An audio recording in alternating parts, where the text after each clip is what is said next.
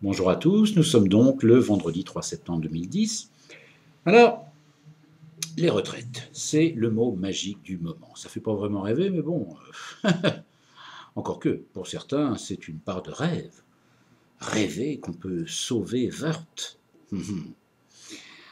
Rêver qu'on peut aller au bout de cette réforme injuste. Rêver qu'un homme de l'ombre comme Raymond Soubi, conseiller social, un de ces experts qui sortent de nulle part et qui n'ont aucune légitimité démocratique, qu'un de ces gugus peut imposer sa loi à une nation.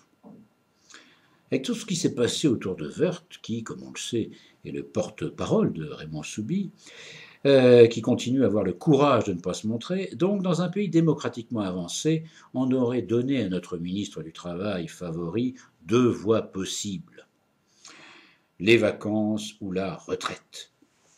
En plus, vous vous rendez compte, Wörth n'arrête pas d'avoir des pertes de mémoire. On espère que ce ne sont pas les premiers signes d'Alzheimer. Il a dit ce vendredi qu'il était mobilisé à 120%. Ah oui, pourquoi 120%? Bon. Quand on va parler de chiffres et qu'on ne maîtrise déjà pas les pourcentages, c'est pas bon signe. Mais il ne faut pas s'acharner sur Wörth. Moi, ce que je propose, c'est que comme il est intellectuellement diminué, il puisse avoir une activité en rapport avec ses capacités qui puisse le déstresser, comme un club poterie ou la peinture sur soie. Ah, Wörth, ce n'est pas parce qu'il dit le contraire de la réalité qu'il ment. Quand tout le monde aura compris ça, on pourra enfin le laisser tranquille. Cette semaine encore, cette histoire de lettres pour la Légion d'honneur de Mestre.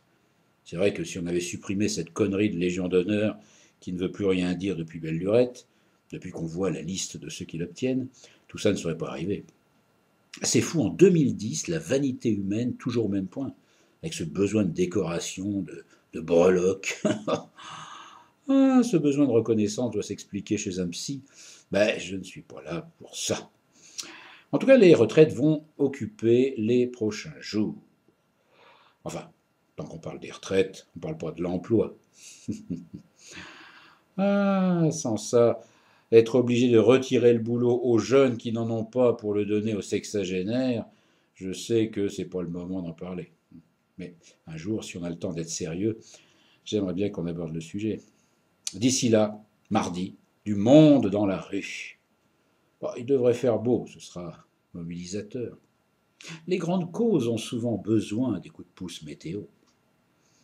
Alors pour ceux qui croient et espèrent qu'avant les retraites, il y a la vie, je dirais, et encore, bravo.